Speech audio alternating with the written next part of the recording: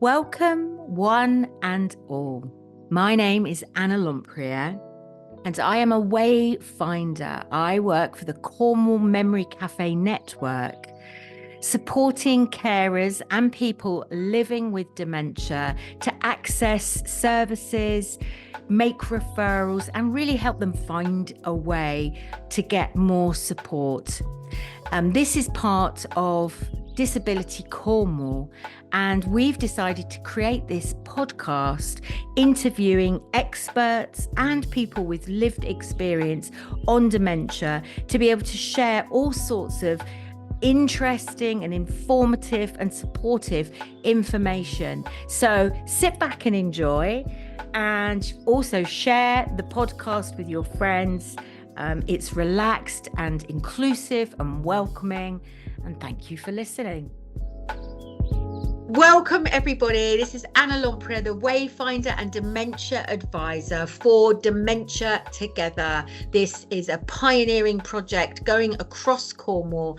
I'm part of Disability Cornwall and the Cornwall Memory Cafe Network, sharing support and advice for carers and for people living with dementia. And I'm very honoured today and pleased today to have Katie and Claire from the Sensory Trust coming to share what they're getting up to at the Sensory Trust and how the Sensory Trust came into being, and just to have a lovely discussion with them both about the Sensory Trust. So it's just started raining here, but it's so wonderful to spend some time with you both. And so can I just ask you to tell us, first of all, introduce yourselves and tell us how did the Sensory Trust come into being and what it is? Because as a wayfinder, I've been sending people your way for about 18 months, for the time that I've been working at the memory cafes, and just saying to people, I know you do a lot of work at the Pottager, and just saying to people what a lovely thing to go with your loved one, the two of you together, to have a day out and have a wonderful experience. So I'd love to just for everyone to learn what is the Sensory Trust, how it came into being, and your roles within it. So can I hand it over to you to tell us all about it? So I'm Katie. I am the project officer for our Creative Spaces project at Sensory Trust.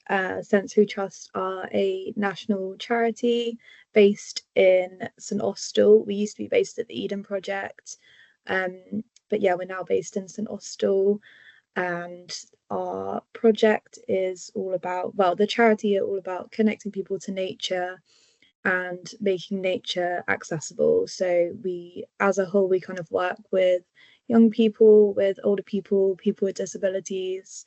And yeah, so our dementia project has been going since 2012, so just over 10 years now. Amazing. And yeah, it's been a really great journey for me as well. I started off as a volunteer about 5 or 6 years ago now, and then I started working 1 day a week, then went up to 2, and now I'm on 3 days a week, basically organising our now 9 dementia-friendly groups in Cornwall. And Claire is currently on covering our lovely colleague Ellie while she's on maternity leave. But yeah, it's been really great. So I'll hand over to Claire so she can tell you a bit about her role. But yeah, it's been a really great time so far.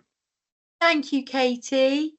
Yeah, so I'm Claire, Claire Fox. I work at Sensory Trust. I keep saying I'm the newbie, but apparently I'm not allowed to do that anymore. So I joined in 2021, Sensory Trust, and I ran our inclusive heritage project called More Than Words. So like Katie was saying, the Sensory Trust have been going for over 30 years now, 1993. Wow. And we run projects, and we're quite are quite an eclectic team. We're all very different, and we kind of come together to make things happen.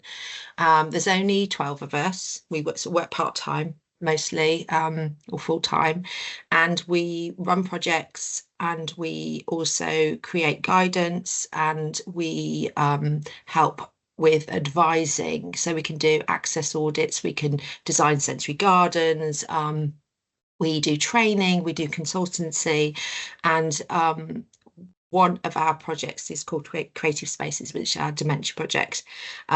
So yeah, as Katie said, our Ellie's had a lovely baby girl, little Frida. So she's enjoying her year with her. And so my project came to an end, and therefore I was asked to come and help steer the Creative Spaces project with our Katie. So I joined this project in March. So I'm sort of a real newbie to Creative Spaces, but I had worked with a lot of the groups before in my previous project, so I hadn't met a lot of them before. So yeah, we have 9 walking and nature activity groups, which reach from Newlyn all the way up to Bude. They're run by our lovely volunteers. The idea is that people who are living with dementia, their families and carers, meet regularly in nature outside and go for a walk, and that is the concept of the project. And by walking in nature and doing activities in nature that connect you to nature on a deeper level, it helps improve your well-being.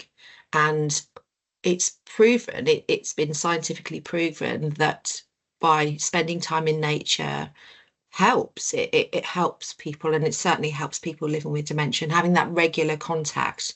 So yeah, so Katie and I organise the walks, and some of them meet weekly, some of them meet 2 weekly, some of them meet monthly, depending on the areas, and they're very much driven by the group members. So the group members choose where they want to go, they choose what they want to do, and we facilitate that with our volunteers. So yeah, that's sort of how it works. And every group's different. It's really interesting, sort of geographical difference and the difference of the groups. And they're very much, steering the shape of the group, and they chose their own names and things like that. So the Potager Peas, that's a group at Potager Garden. And then we've got the Happy Wanderers, the Wednesday Wanderers, the Walk and Laugh group. Yes, all of these groups have been sort of set up really by their members, and we've helped that happen. And so that's lovely. So can I just ask then, if someone out there is listening and wanted to join one of these groups with their loved one, what would they do? Would they just look online and then rock up, or would they reach out to you and book? How would it work? Yeah, generally, it's always nice to know that somebody new is coming to the group, and if possible, myself or Claire will attend a group where somebody new is coming along, just to kind of introduce ourselves, especially if we've spoken to somebody on the phone previously. We also can provide transport free of charge through another organisation called Volunteer Cornwall, who are great. We've got a good connection with them, as they do with the dementia community and lots of other places. That's really good to know. I didn't know that. That's really because good to know. Obviously, kind of losing driving for some people is quite a big can be quite a big shock. So we like to really advertise, push people coming in a volunteer car if they can, if they're comfortable to. So I mean, reach out to us either via phone or email. And all of our walks are updated on our website calendar, so all of the information is there. There are just a couple. There's also posters that Claire's holding up. Amazing. You can join our mailing list for these posters, and we like to keep everybody. We have mailing lists for different areas of Cornwall. So yes, just get in touch. Just reach out, get in touch. Yeah. Amazing. And what about, how does it work with capacity, you know, like different people's capacity for the longevity of the walk, or are they really kind of easy walks? Yeah, all of the walks are chosen specifically because they're easy access. Well, they're chosen by the members, so they know that they want to go there, A, which is brilliant, and B, we make sure that it's got easy access. Ideally, it has accessible facilities, accessible parking. We always say that the walks are an amble, not a ramble. So we often stop and take in the view, or we look at something, you know, that's really interesting or exciting, or we stop and listen to the birds, or we'll watch a bumblebee for a while. And we try and make sure that the seats are the seating along the way. We can carry seats with us as well. So generally it's run by 1, 2 or 3 volunteers, and then we try and attend as many as we can.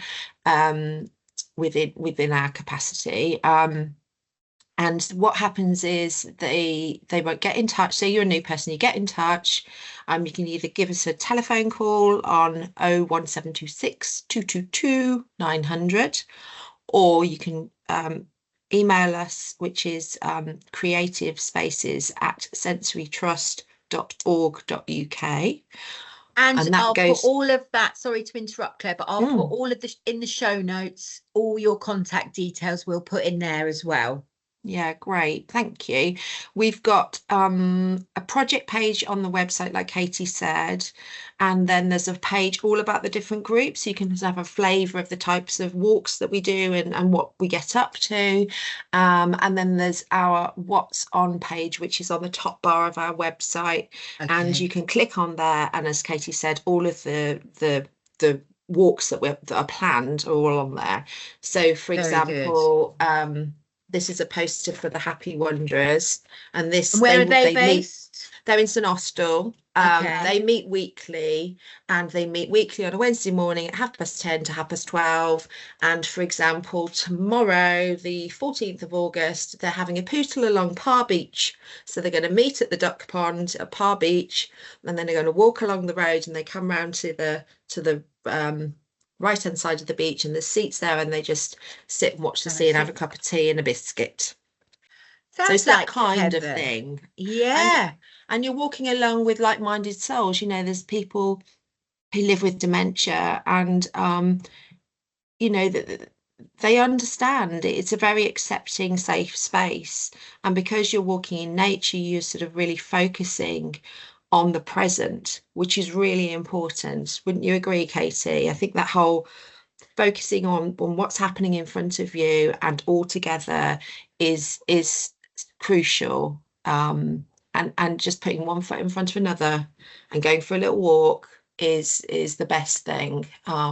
People feel better afterwards, and they want to come again. It's lovely.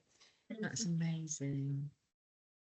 Yeah, and just also to just add on the website bit, Claire, it's not been published yet, but we also have a blog, and myself and my colleague, our other colleague Claire, we've been writing a piece about if you want to set up your own dementia-friendly group, because we get quite a lot of inquiries from, you know, places around the country. Say people we often get asked, do you have any groups outside of Cornwall? So I've kind of put together all of the things that we have to think about, which is more, you know, there's quite a lot of things that go into it, including all of the things like you know, allowing the group members to have their say. And it's all about empowering these people who come to the groups to, you know, to, as Claire said, it's like a safe space and somewhere where people can meet and chat and understand each other. So so keep an eye on our blog page. There's also a lot of other dementia related pieces, just for those that are interested and those who might be listening who aren't in Cornwall. Obviously we'd love to be able to do these kind of groups all over, but That Yeah, sounds amazing. It sounds very sort of people focused and really listening to meeting the need of the people that are attending. It sounds yeah. great. There's lots of, oh, sorry to interrupt you, Oh Anna. no, go on, go on. There's lots of resources on our website as well. So if you go onto the Right. resources page, there's lots of guidance and resources on there. So we've written quite a lot of free guidance for like Natural England and different associations. So there's full-on guides there. So if you're thinking about trying to make a space, like a public space or a community space, accessible, you can go on there and you can look at, you know, what's the recommended path widths, what's the recommended gradient, what type of seating is the best. So you've got best practice there, but you've also got things like it's not just physical access, it's also access to information, so accessible information, so making sure that you've got the right format, that it's written in plain English, that you can then, you're able to say if you're doing a video that you caption it and you BSL it. There's lots of guidance about easy read and braille and all sorts of different language formats and ways to make the sort of stories in the spirit of the place accessible, as well as describing about the access from the facilities and the physical access. There's all sorts of things, and that's all on our resources page, plus lots of lovely nature activities which are really easy to do and easy to follow, and there's how-tos in there as well. That sounds incredible. Yeah. So I just heard something that really stood out to me that I wanted to perhaps delve a little bit deeper into, which is the story and the spirit of a place. That's what really stood out. So what I'm hearing for the people listening is that, you know, you can join and go for a walk with like-minded souls, with like-minded people, maybe that you can find connection, community, and to feel like you can contribute and to participate and to get what you need out of the experience, that you're very receptive to that. And that there's a huge amount of information on your website that can support you as well. And that there's something very special about the Sensory Trust, which is going and walking in nature, but there's something even deeper that you're facilitating for people potentially. And I just heard, the story and the spirit of a place. And I thought I want to lean into that as well before we finish. Yeah. So do you want to speak to that? Yeah, I think that sort of came from what we discovered when whenever we do a project, and we basically take a ground roots approach. So for example, with More Than Words, our latest heritage project, we worked with different groups of people and we explored the stories of these amazing heritage places. So it was focused on industrial heritage, and we had 5 partners all over Cornwall. So Will Martin Clayworks, Giva Tin Mine, Crescent Kerno, the Archive in Cornwall, Hale Heritage Centre. It was 5 actually, but then because of COVID, it went down to 4.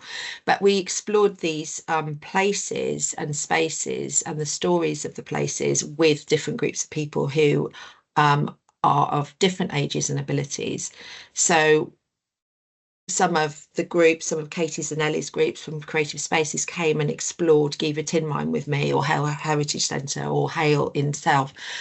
And what we found was there were certain stories and certain facts that were really interesting because they had that human connection, and it connected you deeper on a more meaningful level to the nature or the spaces and places and the stories and of the people of those places. And then what we did was, when we saw that people were really interested in that aspect of that particular heritage site, we then tried to create ways to share those stories in a really accessible way. So we tried different things. A lot of it we sort of start, and we do this a lot on the walks, with our dementia walks. We'll do a sensory walk and we'll focus on a particular sense at one time, and then sort of really sort of listen or see what we can do. So the other day I did This is a nature journal. Katie won't have seen this yet, actually, but we've talked about it, and then this is a full one. So this is a nature journal that we did. It was just a little blank notebook, and I stamped nature journal on there. And we met the Bude group. We met at Sandymouth. They all came on a minibus. It was very exciting, and we met at Sandymouth in Bude. And I invited them to go on a little sensory walk, and we collected really interesting colours and textures of Sandymouth. And then we had a little bit of a wander, and then we sat down on the cliffs at Sandymouth, and we sat and we listened to the sounds. We really focused on the sounds. We sat really quietly and we just listened. And what we did was we created this little, just finding it, a little sound map. So I don't know if you can see that, but there's a little cross there, and that's me. And then I just sort of sat and listened, and behind me I had the sea crashing in the waves. Above me I had seagulls soaring, and I drew these around me. And it was just really interesting, and we all sat really quietly and did that. And then we also I had some watercolor pencils and some paintbrushes, and we sort of captured that moment in this notebook. We then went inside to the cafe, and then we basically stuck all the things that we collected in the notebook. So there's a whole spread on the colours of Sandymouth. Wow. So that's the colours that we found, all stuck in the notebook. There's a picture here of Sandymouth at the beginning of the notebook to remind them of where the people met. There's the colours of Sandymouth. Beautiful. There's textures of Sandymouth. Wow. This is a whole page on smells. So we were looking for smells, and we found some wild mint, and then this is some honeysuckle. And there's a sort of bit here where name the smell and do you like it, and then the sound mapping, and then the picture. So that was something that they took away with them, and they could take that home to sort of remember, and sort of that deeper connection through exploring with your senses and connecting in a more meaningful way with nature, because obviously everybody's different. People living with dementia, it's not one fits all. It's not a box that people tick. They might also have, they might be deaf or hard of hearing. They might have be blind, partially sighted, as well as dementia. We're all different, and we all see the world differently. And by exploring with your senses and focusing on the different senses, you're opening the experience to everybody. So it's a more inclusive approach of walking and exploring, because you're not just using your eyes and going, oh, look at that, isn't that pretty? You're focusing on other things. And and it's not about just getting to a destination like I've walked 5 miles. It's not like that at all, is it? No. And then the social aspect is equally important. It's so important. I mean, I think that's one of the highlights of the walks, really, is they sit down and they'll have a cup of tea. So some guys bring their cups of tea and biscuits with them. Some guys, we sort of go to a cafe afterwards, and some of them go off and have lunch afterwards as well. But it's that social aspect, is that getting together and hooking up and just understanding each other and catching up and having that how are you. I mean, they're such lovely groups, aren't they, Katie? Yeah, they're so wonderful. Sorry, I'm babbling on. As you can see, it's so important, and it's really joyful. I mean, people can come. Sounds it. They can come, and they might have had a bad night or a bad morning, and they might feel muddled, or they might have had different medication, or something's not quite right, and they might be a bit unsettled when they arrive. But just by putting one foot in front of another, or maybe just pausing and just like listening to a bird song and trying to figure out what bird it is, or looking at a leaf on a tree and figuring what tree it is, all together, it helps. And they quite often leave in a much better, calmer state than they arrived. And that's incredible. Why we do it, isn't it? It's amazing. The power of nature, isn't it? We just help people get there. I've been recently reading a book called Anna Lempriere. Have you heard of Anna Lempriere? It's an international bestseller. It's called Spiritual Wisdom from the Celtic World by John O'Donoghue. And Anna Lempriere is the soul friend. It's your soul friend. And there's a little story in here about this friend of the writer who had this venue in the middle of nowhere, and he wanted to buy the farmer's land next door, and it had all these ruins in it of like stones that he wanted to use those stones to build a little car park. And when he asked the farmer, can he do that, the farmer said, well, what will my ancestors do?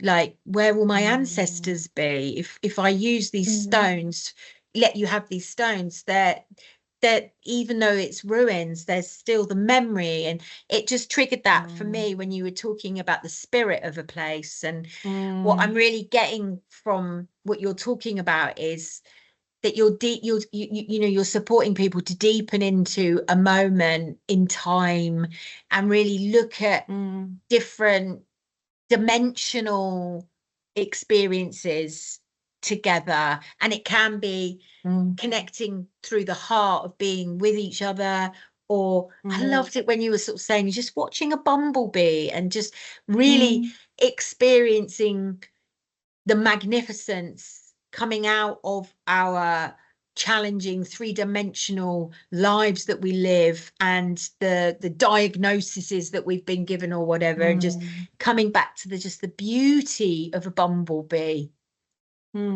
Yeah, I think it's taking the sort of strength and that taking in that moment of nature to just be in that moment, just for a minute, just give yourself that time to just be, and that's your moment, and that will help give you strength and replenish so that you can carry on, because we're all here to carry on, aren't we? We all want to live well with dementia. And connecting with nature does that. It does. It's proven, scientifically proven, and we see it all the time, don't we, Katie? So just to finish then, we've just got 2 more minutes or so. Katie, anything from you, anything that's been arising in you that you want to share or say to the listeners before we say au revoir?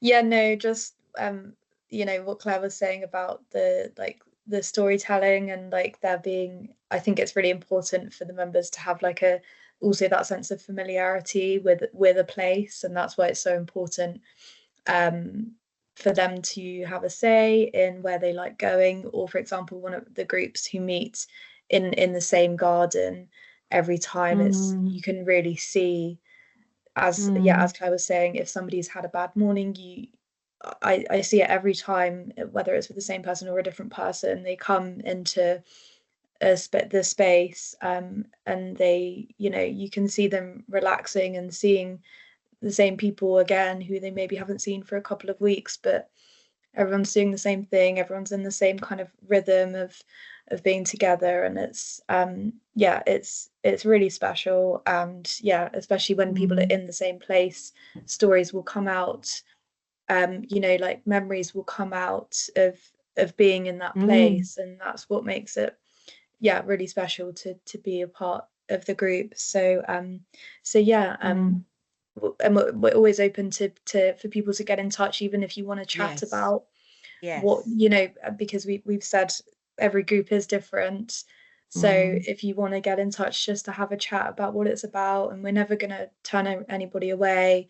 We will always say, come along and see what you think, and it's also not for everybody. So come and try it out. Well, thank you all so much. We're going to finish here. It's been such it feels so nourishing, the work that you're doing. I'm going to put all the information on how people can reach out and join in and be part of something, whether they're somebody that's living with dementia or a loved one, or whether they've got any creative ideas to share with you. And thank you both so much for what you do. It's so very, very rewarding, and what a gift to give to people out in the community. Thank you. No, you're welcome. Thank you for having us. Hey! No, it's been lovely. But yeah, Bless get in you. touch, sensorytrust.org.uk, or Thank get in you. touch with us by phone or email. We'd love to hear Brilliant. from you. And all the details will be in the notes. Hooray! All right. This video was produced by Discover Voices, part of Disability Cornwall and Isles of Scilly. To check out all of our content, simply search Discover Voices on YouTube.